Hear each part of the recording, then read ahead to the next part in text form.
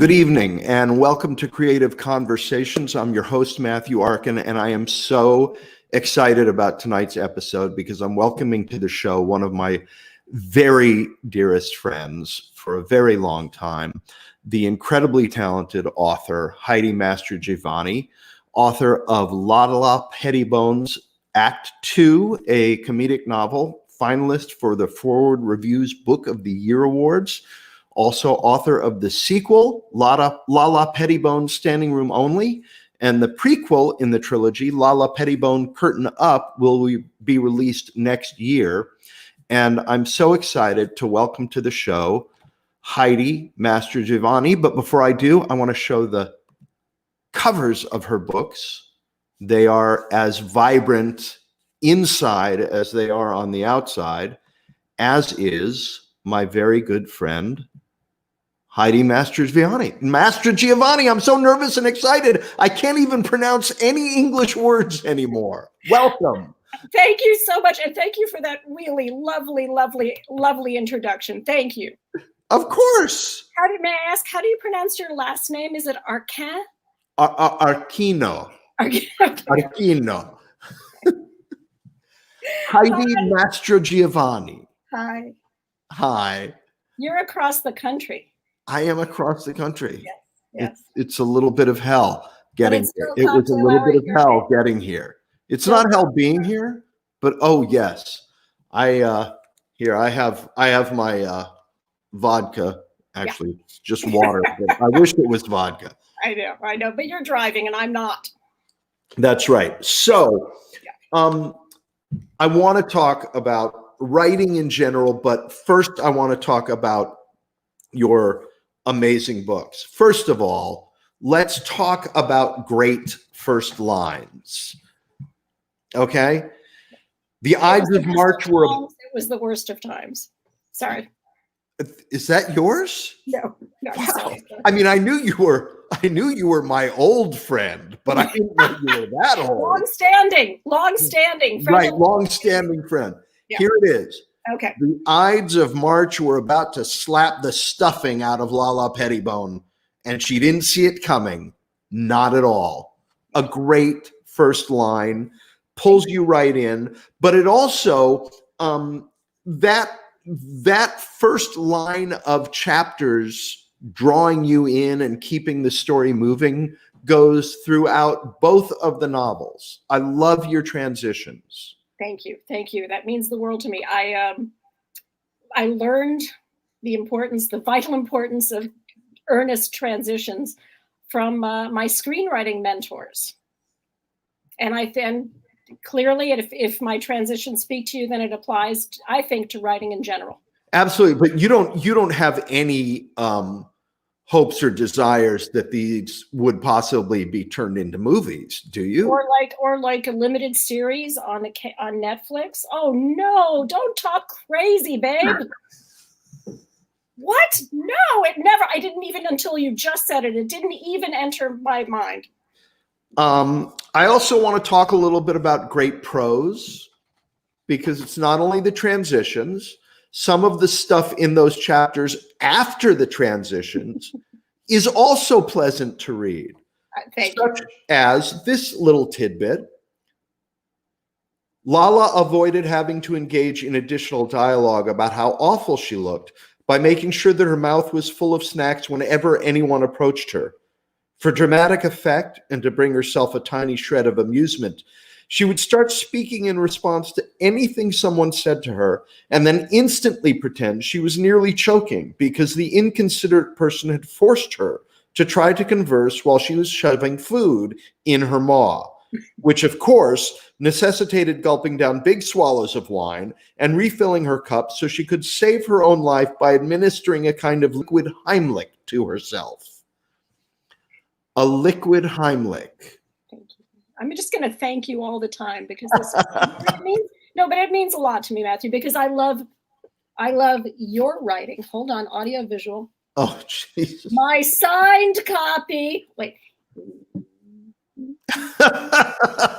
My signed copy of an absolutely wonderful, completely different genre to the Lala trilogy, an absolutely wonderful Zach Brandis novel. I'd like to think that Zach and Lala would date.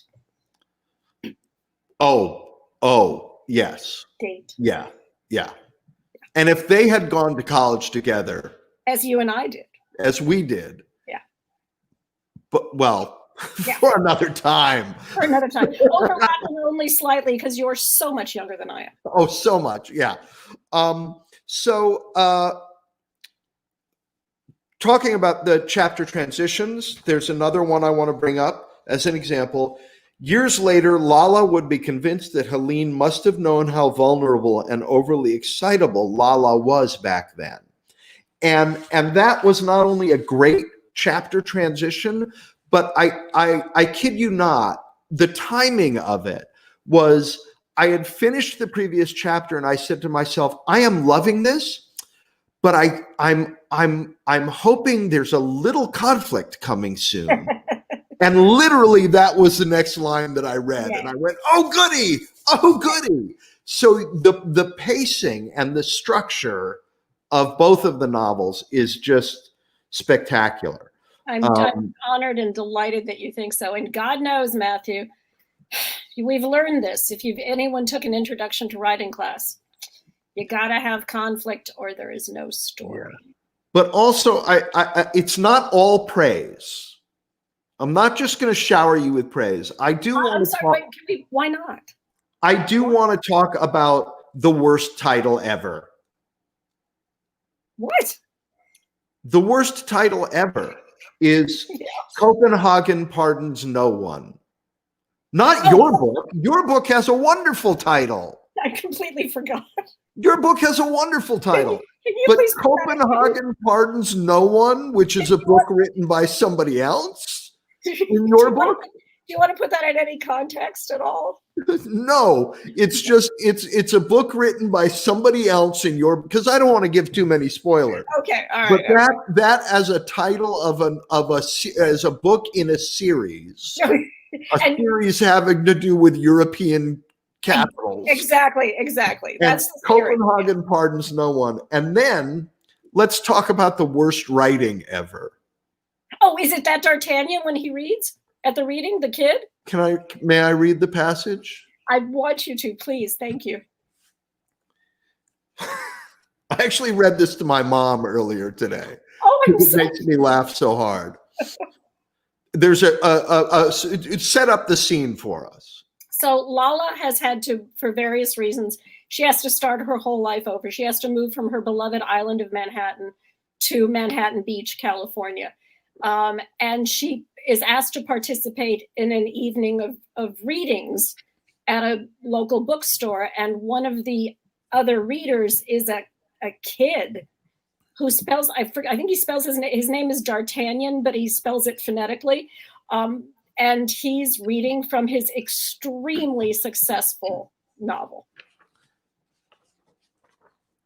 In the morn, in the dark, there are echoes of time with Marianne that whisper until I beg madness to overpower me.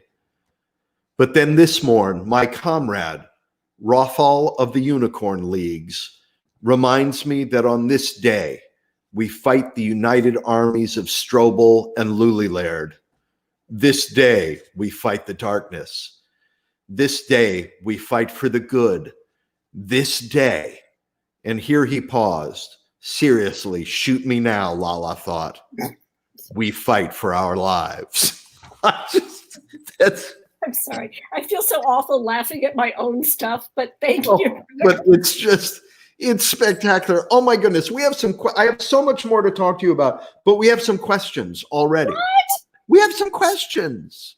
It's my friend Sandy. Sandy designed this shirt.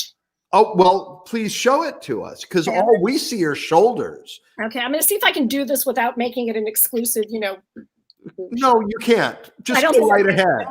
It's a quotation from the second Lala book. It says, "I'm not a hooker, I'm a pedestrian." And Sandy, who is a brilliant artist, designed this t-shirt, sorry. Well, she has a serious question for you. Okay. since the third book is a prequel, do you recommend we go back in time to read the third book first? Sandy, I'm so grateful to you for asking that. And I mean, it's certainly an option, but we didn't do that with the Star Wars movies. I don't know, or did we? No. I don't know, Matthew. Either one I think is a completely valid way to do it. Personally, I would do them in the order that they're published. But that's me. The other way is completely valid. Tomato, tomato. There you go. Yeah. And our friend Valerie Garrett. That is our mutual friend. Wouldn't we be great if we could hear the Lala books read by their divine author, Miss Mastrogiovanni? She's asking because Sandy Cohen also wanted to know, does she wonder if she's missing something by not reading your delicious prose rather than listening as audiobooks? I love the idea of audiobooks, and I think that the audiobooks will be coming out. I don't have a time frame. Yay! I'm hoping I can get Matthew Arkin to read them, but not in a male voice. I want him to put on his female voice. I'm kidding.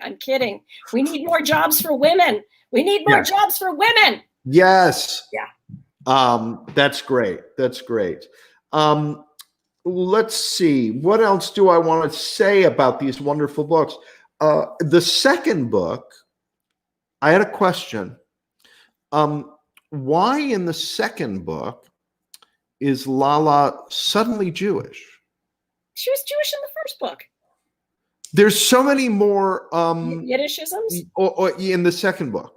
I didn't notice them as much in the first book. It's so funny. I mean, darling, I think if you went back, you would see them again. Maybe I just didn't know. Is she Jewish? Yes. Pettibone? Her parents came from England. Ah. They are non-practicing people of the Jewish faith from way back. I love in the second book when her booby's name is Esther. Okay. Booby Esther.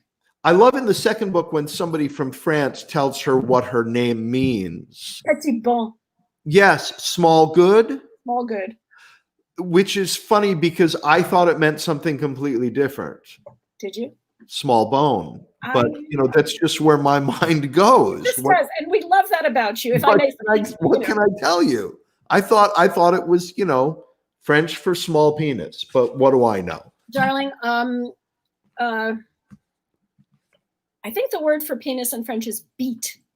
Oh. I think it's B-I-T-E. I'm not sure. I once said in my French class, and I'm learning French as an adult. As you know, I'm fluent in German, but that's just because I learned it when I was 2 years old because my mother was German. But I do believe in my French cinema class, I once was able to construct the sentence regarding Gerard Depardieu. Il a un nez comme une bite. He has a nose like a penis. It got a laugh, which, as you know, Matthew, I live to get laughs in whatever language might be current. I know that you do. And I also know that that's a topic I want to get into later. Okay. I still want to talk specifically about the books, and then we're going to talk about some authory stuff. There's another passage I want to read because I have a question about it. All right. Anyway, I was taking a bath at the hotel, and there weren't any screens on the window because, Europe and stuff.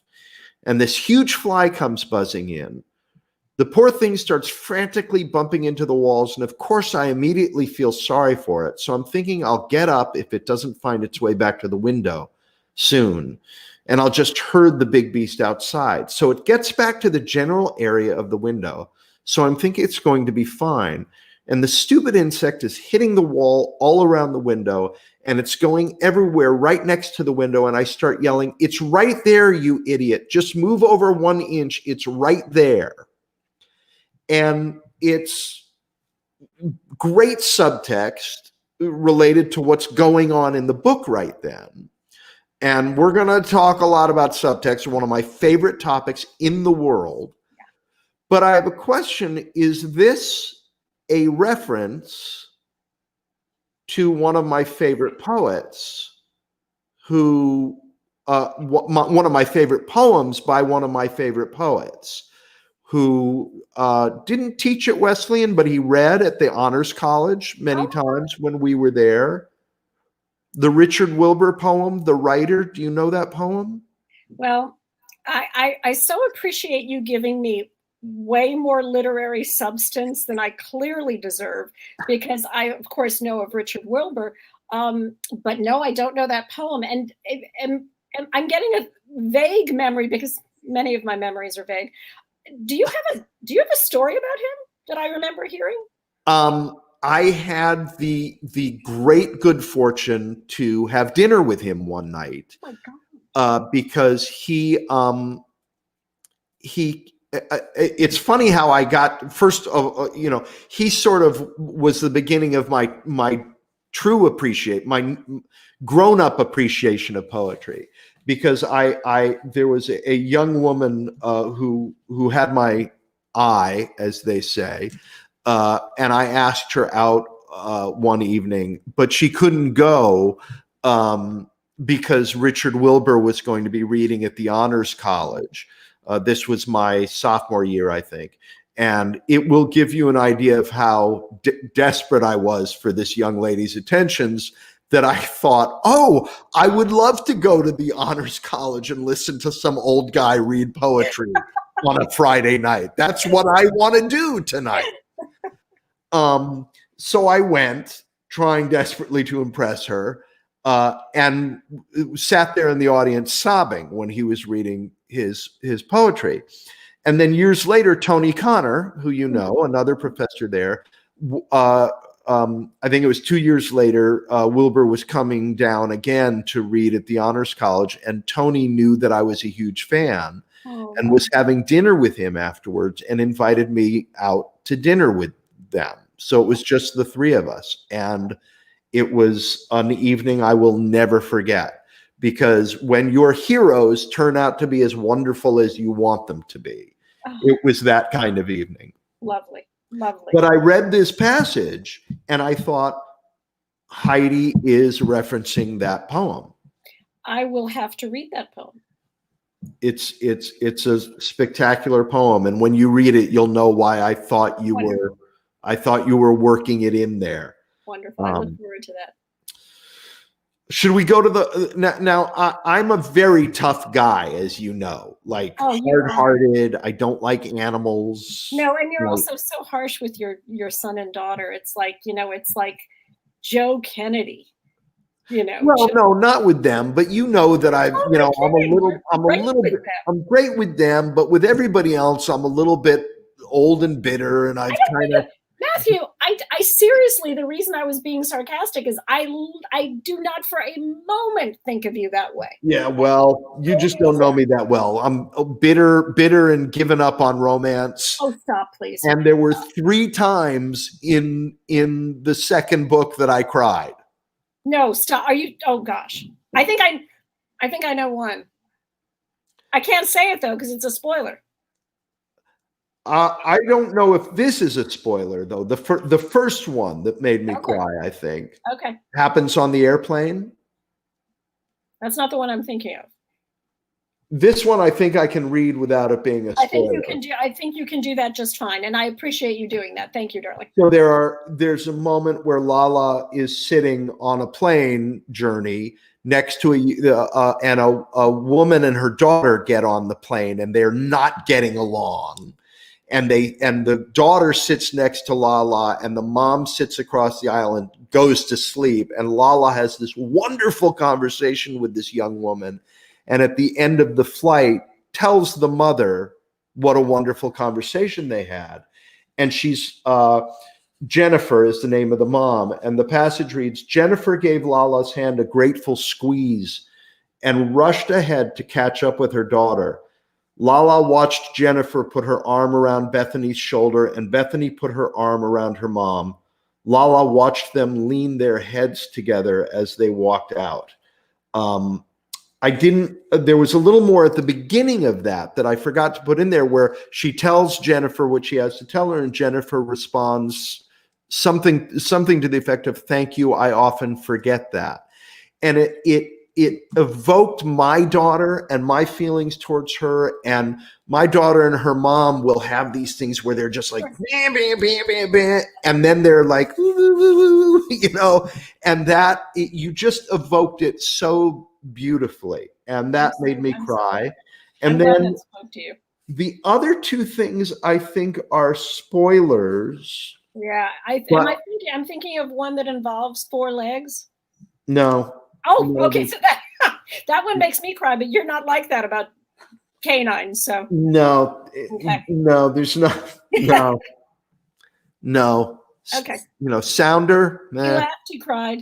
Sound. You know, Sounder. Old Yeller, Stone Face. Bambi. Nothing. Got nothing. Yeah. No. I'm going to hell. There's no doubt about it. Hey, babe, I'll see you there. Yeah, definitely. Please. But I'll tell you what the other spoilers are later. Okay. But now let's talk about writing and stuff like that. First, I have to point out that both Lala and you are, I think, what I would call hyperbole personified. That's so interesting. I don't know that I've ever been called that, and I think I'm delighted. Yeah, I think I like that. Because everything is the best or superlatives, the worst, or I love you. Yeah. Or I hate you. Do you think I have a question for you, darling? Because so you know I'm half Sicilian, and I feel like somehow it has to be. And my father, Nick Mastrogiovanni, had an experience on the New York City subway where he was mistaken for a fellow Hasidic even without the full garb. He was mistaken for someone who was Hasidic. And I put the Jewish people and the Italian people very, very closely together in terms of superlatives, you know, heightened emotions, elevation, food, guilt, family. Do you think that has anything to do? Because Lala and I are very similar that way. It's true. Well, you guys are very similar, but that leads into the topic that I want to discuss. You know, my mother, who is an author, her advice to me was always write what you know. Yeah. And I noticed in these books some similarities between your story. Yes. And you know, some minor similarities between your story and Lala's. Yeah, just and some characters that maybe reminded me a little bit of people in your life, and maybe some places too. Yeah. Like that college that Lala went to. You know, I think I may have told you this, and I don't know when this became a reality, because I'm working on a new manuscript, another comedic novel, because I share a birthday with P.G. Wodehouse and Nietzsche, but different thing. I just the two halves of your personality. I really feel that's true. I actually feel that tells you everything you need to know about me. But I'm probably only going to write comedic novels, and I've decided somewhere along the line that every single, you can take this to the bank, Wesleyan University, every single one of my protagonists is going to be a graduate of Wesleyan. It's just a thing. Why not? I can. Wow. You know, the wonderful TV series, How I Met Your Mother. Yes. Wesleyan University. Yes. And then there's that great line. My husband is a huge fan of 30 Rock. And apparently at one point, the beautiful, wonderful Tina Fey was dating James Marsden. I think that was the actor who was playing the character she was dating. And he said something like, I went to Wesleyan. You know, it's kind of the Harvard of Connecticut. And Tina says, I think Yale is the Harvard of Connecticut. Oh. I know. Oh, Tina. Oh, Tina. Whoa. I know, but it just cracked me up. I think Harvard is the Wesleyan of Boston. Okay, we are so coining that phrase. Personally. Trademarked. Yeah, there you go. Yeah. So that's so how do you feel about just, you know, stealing from life? I think your mom said, for me at least, Matthew, for me, for my enjoyment as a writer, for the, and I don't think you can see, but I'm using my hands constantly as I talk. I'm like smacking my desk because I'm half Sicilian. But for me, the enjoyment of writing is elevated by writing what I know. It just is. It's more, you know what? It's more fun for me. I have huge respect for writers who can do more than write what they know. I just may not be one of them. Well, the big things in your book, the big themes: Wesleyan, widow, vegetarian, animals, right? Yeah. The big themes through both novels. Yes, and tied into all of that, of course, as you said, is beginning again, rebirth, however you want to phrase it. It is starting over. Right, but then you also work in little things from your life. Like, for instance, I haven't had a Long Island iced tea in decades, Lala said. She retrieved her credit card from her cleavage. And I will say that my cleavage does appear occasionally as a secondary character. But I would also note that, you know, that your cleavage as a holder for things. Like, for instance, at my book launch party, when we used your cleavage to hold the pen with which I was signing people's, that you were always there, you know, for me to grab the pen and I like to be a supportive friend to the people. But then you also you have this quote at one point: "Think Kingsley Amis, think Lucky Jim," Geraldine said. I love that book. I laughed out loud at that book. And that was a Wesleyan. Did you take, were you an English major? No. I can't even talk to you about what I majored in, because do you do this thing when you get to a certain point and you have that old hindsight? If I had to do it over again, I can't even say this. I majored in German and theater. Because what? I was going to do Brecht for the rest of my life? But I don't get me wrong, I had a blast. I had an absolute blast. You know how much fun the theater department was. But looking at what is of primary importance to me now, and you know this, I would have majored in English and government because I'm a total political junkie. But no, I did not major in English. And can I just tell you another thing? And again, I'm humiliating myself. I didn't take one English class at school. Really? Okay, so you didn't read Lucky. See, we were assigned Lucky Jim in a crit lit class there. I read it after college. I think probably one of the first or second years. I was in the Caribbean on a vacation with my, as the phrase goes, then boyfriend. And I was reading it on the beach and I was literally laughing aloud. Yeah, it's hysterical, that book. Priceless. It's priceless. But then a couple of other things that I picked up on. I believe one of the books is one of Conan Doyle's spiritualism books, and Houdini's notes are hysterically dismissive and rather smug and nasty. That whole Magic Castle episode, gee. Yeah, what could that be based on? I have no idea who that might have been about. Did you notice that one of the, not to get into detail, although it's in the public, I used the surname of our dear friend's husband. Yes. Yeah. But then I also have to note that you have two characters named who are related, named Atticus and Matthew. Yeah. Did that have anything to do with my son Atticus and me, or is it purely coincidence? Could I say it had 100% to do with you two? You're lying. Yes. You're lying. Honey, seriously, honey, where would I get that? I was thrilled. But then I also have to comment on Diane Delahanty.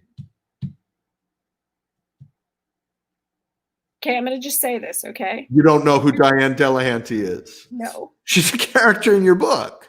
No, I knew that, but I don't remember how I got the name. I assumed it was a certain actress because she's in. Oh no, Matthew. Okay, I'm going to tell you. Initials aside, not for a second. Really? Oh, that's so funny. I'm not even lying to you. because you refer to this actress who was a couple of years ahead of you at the university, who went on to be like America's sweetheart in some TV series named Diane Delahanty, and I assumed it was Dana Delaney. I must have been thinking it at the time. I must have. You know, I sometimes I guess I go into a trance when I'm writing, but no, of course you're right. I spaced out entirely. Totally forgot that. Dana, I'm very sorry, and thank you. Thank you for inspiring me. There you go. There you go. So, let's talk about the craft of writing. Okay. We were talking about it the other day. Yes. And we talked about plot, tone, character, theme. Yes. Which are, what I sort of consider the 4 elements of fiction. Yeah. Right. And then the other things that I would call the tools of fiction: subtext, dialogue, exposition, description, setting, action. Mm-hmm.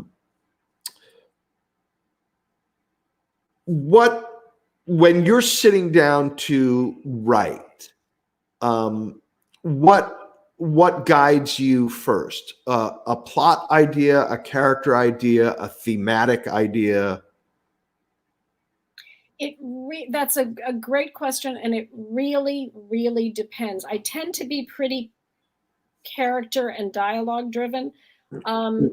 Just as an example, to maybe illustrate, a wonderful person who has since become a friend on Facebook has the first name of Laura and the family name of Pettibone. And she sent me a text on Facebook and said, "How did you come up with the name Lala Pettibone? Lala was my nickname when I was growing up." And which is amazing. And she and I have since met. And all I can tell you is, I swear to you, I think I sometimes hear a sentence. I heard the sentence, "Lala Pettibone, journalist to the stars." And somehow, and she's not a journalist to the stars as it ends up, but that somehow became the driving force between this particular series. What motivates, I want to tell every person who wants to write, if they're starting out, read constantly, and pay attention to what it is in the novels that you adore that makes you keep turning the page. So I think my motivation, Matthew, is to start out to grab the reader, and as the cliche goes, to not let them go. I think that's where the transitions come in a lot. Mm-hmm. But everything that you listed to me is of absolutely equal importance in terms of keeping the reader engaged in your story. Now, do you think about subtext consciously, or do you feel that subtext works its way into your fiction as a function of your subconscious? Or do you think it's a combination of the two? Can I tell a quick little story about how I finally, after literally decades, viscerally understood what exactly subtext is? Yes. So do you have those things where they've been explained to you a million times and you think, well, I kind of get it. Like the difference between when to use lay and when to use lie. I kind of get it. Or right. The difference between when to use that and when to use which. I kind of get it. I kind of got what subtext is. It had obviously come up many, many times in the screenwriting classes that I've taken with I just like to give if I may, a quick mention of my mentors, Hal and Cheryl Crozman. I would not know how to write without them. I am joyously indebted to them forever and ever. So subtext. As you pointed out, Matthew, vitally important. You just can't have everything on the nose. You can't have everything be surface. So I'm in the shower, and because you've been in our house, that Tom's studio, and Tom's a musician, his studio is right off of our bathroom, and I'm in the shower. And, as you pointed out, darling, probably the adjective most associated with me is reticent. The second one is, unbelievably chatty. So I'm in the shower saying God knows what to Tom. who's in his studio, and he comes in and very sweetly says, opens the shower door and says very sweetly, honey, I'm going to have headphones on for the next 10 minutes or so. So if you say anything, I won't be able to hear you. And I just felt great. And I started laughing and I said, I get subtext, because what you'd like to say to me is, could you please shut your pie hole for 10 minutes?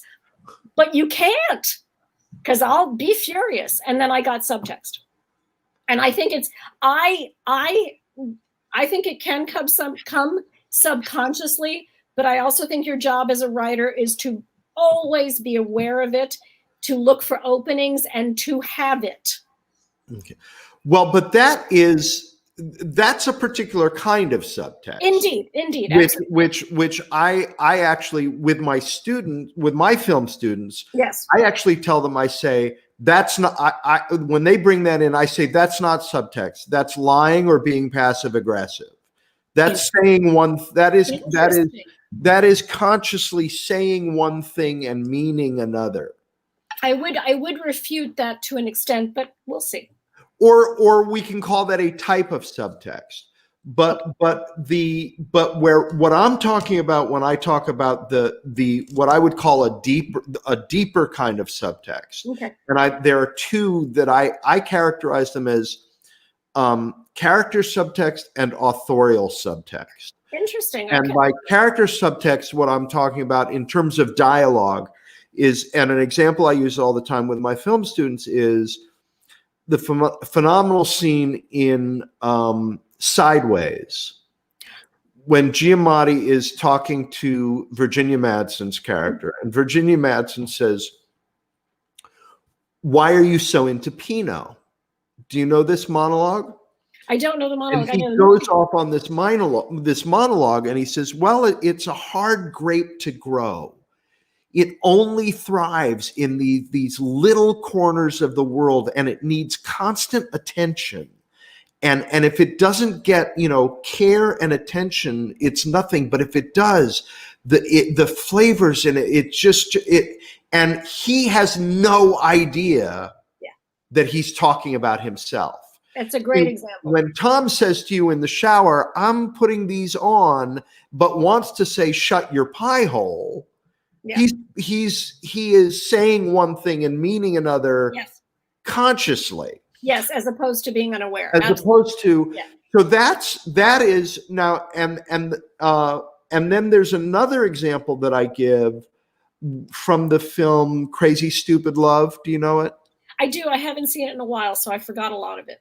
There's a wonderful scene where Steve Carell is in the backyard raking the leaves in the middle of the night, cleaning up the backyard because he has visions of the other guy doing it, And Julianne Moore, his wife, who's in the process of, or maybe in the process of leaving him, he's looking at her through the window. She doesn't know he's there, and she calls him. And she sees her make a phone call, and his phone rings, and he answers it. And he's like, "Hi, what's up?" And she says, "Nothing. I'm in the basement." And he's looking at her through the window. She's in the dining room. She says, "I'm in the basement, and the hot water heater stopped working, and I don't know how to get it. I don't know how to get it going again." And he says, "Oh, that's easy. Let me talk you through it. There's a little door. You have to open it, and then there's a red button in there. It says push. I wrote the word push on it. So it's all about getting the heater going again." And what in Sideways, he's talking about himself, but he doesn't know it. And maybe it's subconsciously that's why he's interested in Pinot. In this, she could have been talking about anything. But the authors are talking about getting marriage started again. Absolutely. It takes effort, No, those are great examples. I'm serious. I'm not kidding. Thank you. I've learned a lot from those. Those things I look at those and I say to myself, and I want to know, did the authors just happen on the water heater thing and then later realize, oh my God, look what we did. Right. Or did they say we need an example of that has nothing to do with that? What can we come up with? Right. Yeah. And those are the things that just knocked me out. And I felt that there were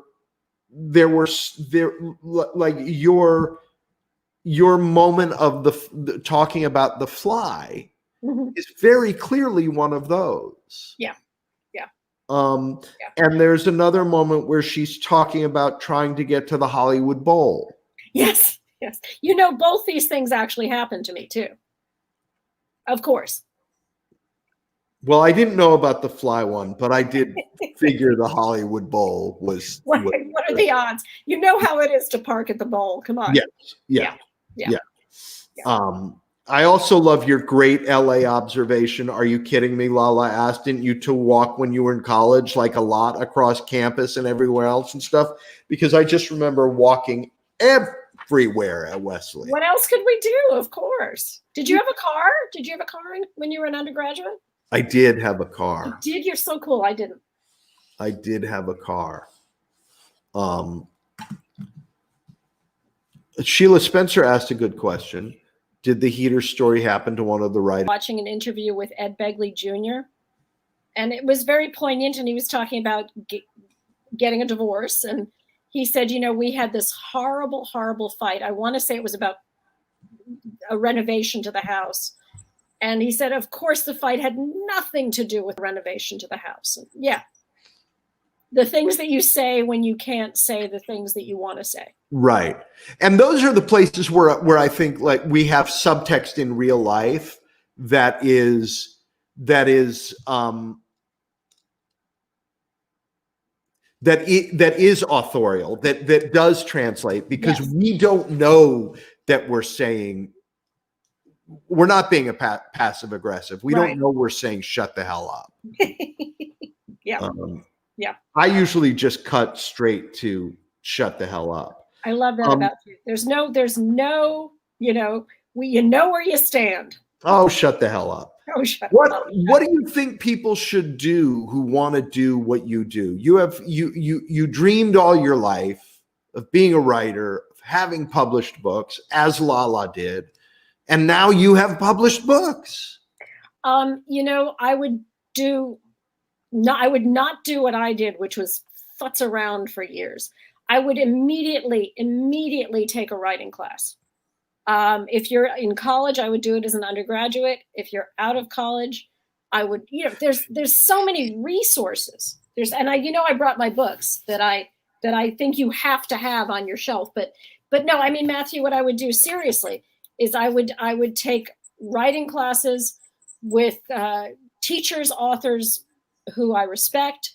I would also, and I just want to repeat this, I would read every moment when I wasn't writing or planning or plotting or taking notes. I would be reading, and I would look at the books that speak to me, and I would see what about them speaks to you, what makes them work for you.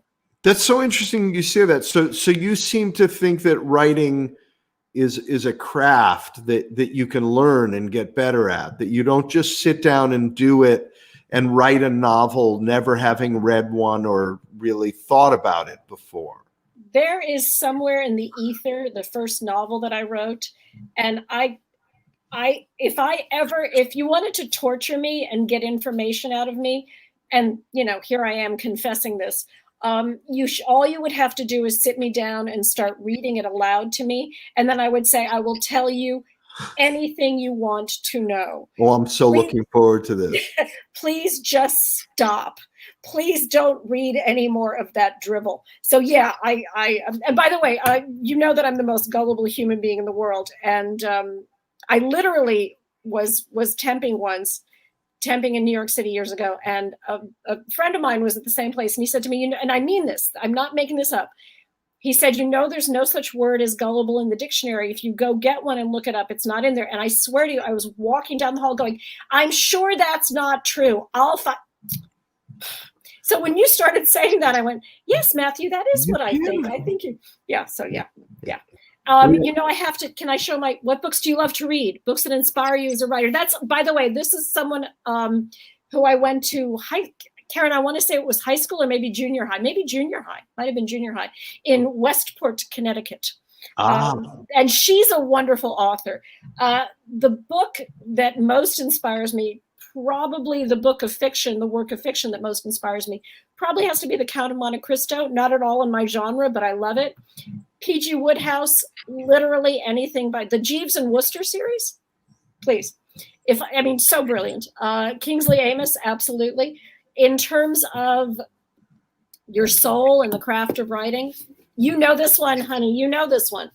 What's this? Dreyer's English. You have the game. We're going to play that, right? I have the game, and I learned my new favorite word from that book. What is it? Deppen apostrophe. Oh, yes, my God. Oh, yes. Yes. And could you explain what that is? I don't know that I want to explain it. I think what I would rather do is put it in the comments. Brilliant. So that people have to go out and buy Dreyer's English. Yes, absolutely. This is a must-have. This is a must-have for a writer's desk. And it's from the German, as you know, Deppen apostrophe, for, an idiot's apostrophe. So now they don't have to go out and buy it. Sorry. You can swear. I'm a blurter. I'm a blurter. You know that about me. There's no, honey, what about this? What about this? Yep. This is my college copy. This is a hard copy. I think it also has one of my favorite quotes in it. One of my favorite things in it, where it talks about how flammable is not a word. It says, so unless you are writing for unless you are concerned with this, something to the effect of, unless you are concerned with the safety of idiots and illiterates, use inflammable. It's just exquisite. I mean, I swear, honey, I think I yellow highlighted just about every sentence. Must have. Bird by bird. Come on. Yeah. Come on. Yeah. I'm sounding like Joe Biden. Come on. She said one of my favorite things. It's not in Bird by Bird. Yeah. But again, I'm going to paraphrase, but where she says something about everything that happened to you belongs to you. The stories of your life are yours to tell. If other people don't like how they look, they should have behaved better. That's wonderful. That's wonderful. That's lovely. That is absolutely lovely. I have a T-shirt a friend sent me that said, "Be careful or you'll end up in my novel." Yeah. Sound advice. Honey, I have one more I just have to share. And this is by Dennis Palumbo, who is also a mystery writer. And he is one of the co-screenwriters of one of my probably top 10 favorite movies, My Favorite Year. Peter O'Toole and Marklyn Baker. But it is called Writing from the Inside Out. It is transforming your psychological blocks to release the writer within. This is soul sustaining. This is I don't have that one. The others I have. I'll have to get that. Must. It is wonderful. So yes, to sum up, to your comment, learn the craft. Yeah. It's funny. When I had written a couple of pilot scripts that were well received and being kicked around, and then somebody told me that I needed to write a spec script for a show that was already on the air to show as a sample that I could adopt somebody else's voice. And they said, it doesn't matter what it is, just pick a show and write a spec script for it. And the show that I picked, I remember I sat down with a legal pad and a stopwatch. And I watched every episode of the entire first season, timing the breaks, diagramming the A, B, and C storyline of every single episode, diagramming the arc of the the plots that ran through and themes that ran through the whole season before, and then I was able to say, oh, pull it apart and understand the structure. And you have to, if you're writing in a genre, you have to understand the structure. So you found, I'm just going to assume and to check with you, you found that process incredibly helpful. Incredibly helpful. I think it's essential. I have to agree with you. You know that old, are you a pantser or a plotter? I'm sorry, maybe it works for other people. Being a pantser just doesn't work for me. I need, and William Goldman, I believe, the wonderful, wonderful screenwriter who also wrote The Princess Bride, the novel. There are the three most important elements of screenwriting, and I would submit of writing are structure, structure, and structure. I know that everything is important, but at least for me as a writer, I need those. I need the set pieces to hang my journey on. Like, I know this is going to happen here, and then the next thing is I have to have her in a library because there's a really important scene coming up, and the library is a good place. And I feel like as a writer, it keeps you moving forward because you know where you're going. Yeah. I also think, Matthew, I would suggest to you, honestly, I think that do what works for you. I would suggest to writers who are starting out, find out by trial and error the way that you are most productive in your process. I'm sitting at my desk right now, but I don't write at my desk. I write on my couch, and I have Law and Order SVU on, because when is there not a marathon of that on? And I have it on really low in the background. And I just have found out that that's when I get most of my work. That's how I am most able to get most of my work done and have the most fun. With Law and Order SVU in the background. The original Law and Order, also good. Chicago PD. Basically, Dick Wolf owns me. Yeah. There you go. Yeah. Well, then I must be popping up in your office all the time. Oh, honey, how many times have I put on Facebook? I just saw Matthew Arkin once again being an awful husband on SVU because you know which one I'm talking about. You know which one I'm talking about. You were a terrible husband. She lied to me. I know, sweetie. I know. It was hard. You know what? I think the anger was covering your hurt. At least I think that was your actor's process. And that's why you're a brilliant. Stop. That's why you're a brilliant author, because you understand what goes on inside real people. Do you think that's why I won the LA Drama Circle Critics Award? Oh boy, do I need to proofread those newsletters better. You want to tell that? Yeah, today's newsletter went out, and last week's guest was an LA Drama Critics Circle Award winner. Yes. The wonderful Rob Nagel of the Antaeus Theater Company. Great episode. Great episode. And I neglected to, when I copied and pasted, I thought I changed everyme I needed to change. The beginning was wonderful. I get it, of course, and I'm looking at it, I'm reading, and I'm like, oh my God, this is so nice. And here's me, I did this, I did that, and I won an LA Drama. And what was my email to you? I did? Yes. Yeah, that's great. So embarrassing.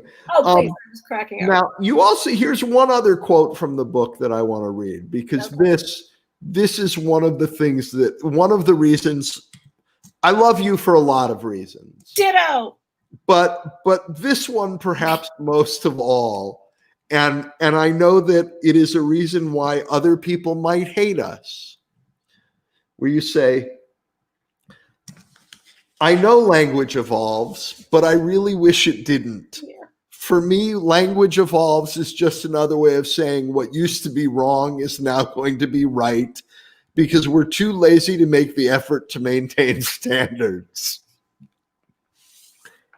And I know the counter argument, and I believe it, and it makes, there is teaching now at a university and learning more and more all the time about diversity and class structure and language as a construct of the of the ruling elite, and that there is an aspect of language that is speaking in codes. And if you don't know and you can't learn these codes unless you can afford certain kinds of education. Yeah. And so I understand that. And I speak to my students now about it in a different way that I hope comes across as less snobby, which is what I try to say is, I mean, these rules are fun. They do help you communicate more clearly and succinctly. And I say, but also, even if it's true that it's a power structure and a class structure and a way of keeping people down, it behooves you to learn them, because that's the real world that you're going to be entering. And you need to be able to work within the system to some extent to change it. And I think we actually need both. We need people outside the system tearing it down, and we need people inside the system working from inside to change it. And then you need people like us who just want the goddamn system to stay the way it is. And I think it's especially important that we be unbelievably strident and self-righteous when we do it, because when we do it, that gets converts. When you said in your novel, you used the word champing. Yeah. I cannot tell you how happy that made me. Because I wasn't chomping? I heard chomping at the bit on NPR a few weeks ago, I almost shot the radio. I know, darling, I understand your point about within the structure and outside of it. Can we, at a minimum, I just want to ask for two things. I want to beg for two things. Can we agree from the inside and the outside that you don't create a plural with an apostrophe? Can we please agree? And can we also agree that the first person possessive is my and not I's? I've heard I's. I have heard as a conjunction, my boyfriend and I's trip. And I just think I'm going to lose. And I think I'm going to go in, and then I get crazy, and then I get crazy, and then I get crazy. And Sicilian and crazy. Please, if anyone has an ounce of compassion, please don't create plurals with apostrophes. And by the way, Benjamin Dreyer agrees with me. Well, that is the Deppen apostrophe. It's the Deppen apostrophe, absolutely. Spoiler alert. It'll be in the notes, but that's what it is. Karen Ruel mentioned code switching. Yes. Code switching is speaking one way, one place, and another in another place, I believe.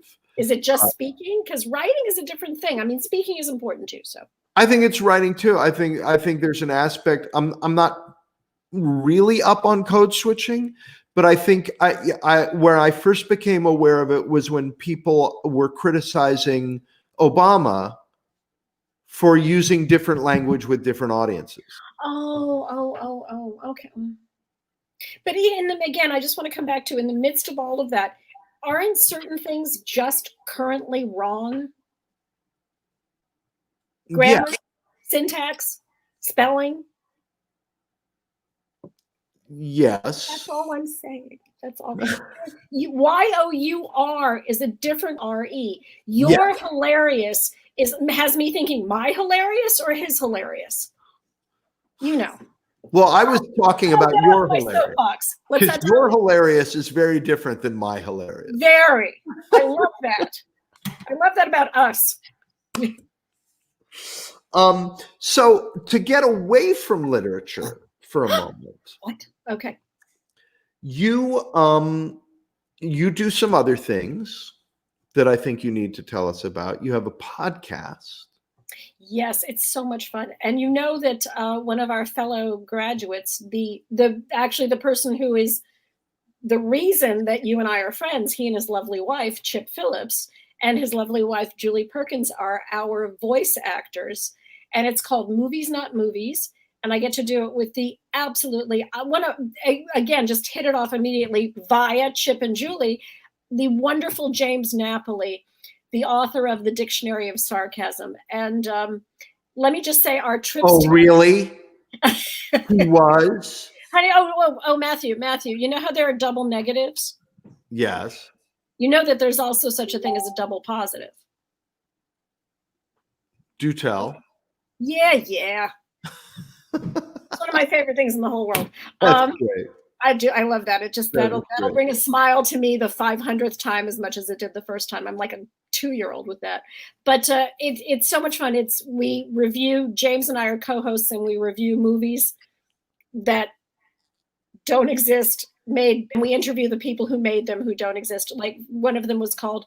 It was an art film, a foreign art film called "Before the Stench When We Were Happy." And it's just sweet to laugh. Thank you.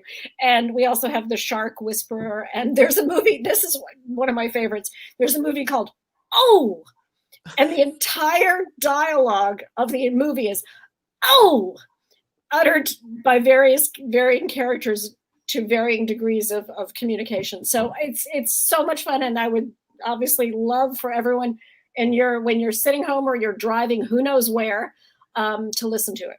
Well, you will give me the link for it, and it will be in the comments to this video. People will be able to find it, and then there's some cause that matters to you. You know, every now and again, or whenever I'm breathing or not awake, I really, really, really love. Can I do audio visual? Yes. Okay. Absolutely. And this is for Abby. If Abby's watching, this is her frigger daughter, Abby. This is her friend who wants to say hi to her. Who's this? Who's this? It's one of our babies. This is Marjorie, senior. Oh. Actually, as it happens, Matthew, we right now, because as you know, Tom and I adopt senior dogs. We love all animals. My special passion is seniors, because they are often overlooked in rescue groups and shelters. And you know what? We have a neighbor who has a puppy. Puppies require constant attention. These guys nap all day. It's unbelievably easy. Hi. And she has one tooth, so the tongue's sticking out constantly. But as it turns out, all 3 of our current dogs are girls. So Tom is surrounded by girls. And all 3 of them were found abandoned on the streets.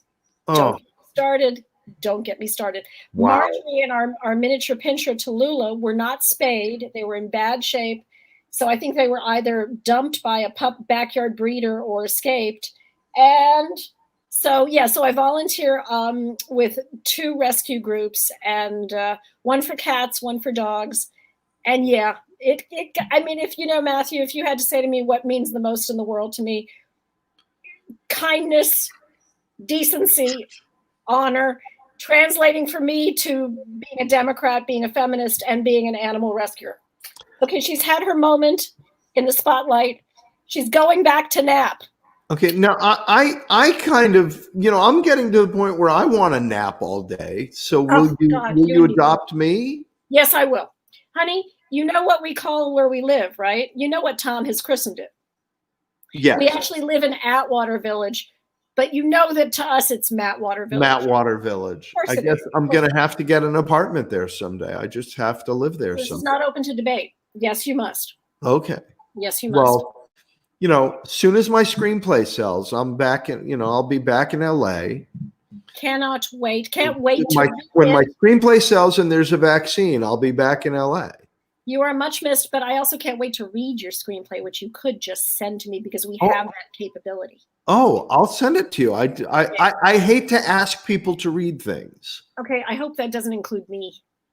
I'll ask you for anything. I'll impose on you. I don't even care. I'm not an only child for nothing. This revolves around me.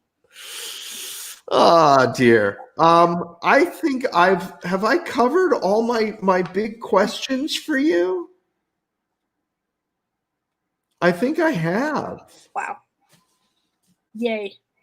But I adore those books, and I cannot wait. I cannot wait for the 3rd one. You know how much I adore Zach. Got a crush on him. Not gonna lie to you. Well, I'm working on the next one. I know. I can't wait for that one. This is my signed copy. You signed this. Oh wow. Oh my goodness. I can't read it because it's filthy. No, it's not. I'm kidding. Of course it's not. It's lovely. It's good advice. It says, Heidi, keep one eye open. Well, that's what you have to do in the country of the blind. That is what you have to do. Because they're blind. You'll be bumping into everybody. Oh, honey, can I talk to you about great opening lines? Of course. May I read to you a great opening line? If you must. I must. A dead body is a lousy way to end a first date. I challenge you to not continue reading. Well, and it's also just more writing what you know. Because if I had $1 for every time, oh my goodness. Oh my goodness. I just adore your work. May I just say that? Well, I love, I mean, those books, they reminded me of my guilty pleasures of things like Notting Hill, but a much drunker Notting Hill. Like if Notting Hill and Ab Fab. You read my mind. You know I was thinking that. You know that Lala has, parts of Patsy and Adina. Patsy and Adina. Yeah. What can we say? What can we possibly say? Yeah. And the incredible largesse that so many of the characters have in your book, in both of the books, and it's just, I loved them both, and can't wait for the next one. It truly, your good opinion means the world to me. It really does. I adore you. I respect and admire you. I am so glad, because we didn't know each other at all in college. We didn't in college. At all. And then do we need to tell the story? I think Tom would probably be embarrassed if we did. Okay. Do you think? If that's not a teaser, I don't know what is. You guys make a donation to an animal charity, and I'll tell you what the story. And Heidi will tell you the story. Thank you all so much. Thank you for being my guest. Thank you out there for watching. If you haven't subscribed to this channel, please do. You will get notifications of the upcoming Creative Conversations. You will also get notifications about my other show that I do on Wednesday nights with my two brothers. Love. It's called The Arkin Brothers Talk About Movies. We talk about a different movie every week. This week, in honor of Halloween, we're going to be talking about The Howling, and we will have a special guest, James Murtaugh, who dies, spoiler alert, dies in the movie, will be joining us for a little bit. Wonderful actor, wonderful part in the movie. So that is at 10 o'clock Eastern, 7 o'clock Pacific. And Heidi, this has just been an absolute pleasure. Matthew, it has been such a joy for me. I cannot thank you enough. And just to echo, huge thanks to our audience. Thank you so much for having me. And stay safe, everybody, and vote. Vote. Vote, vote, vote. All right. Good night.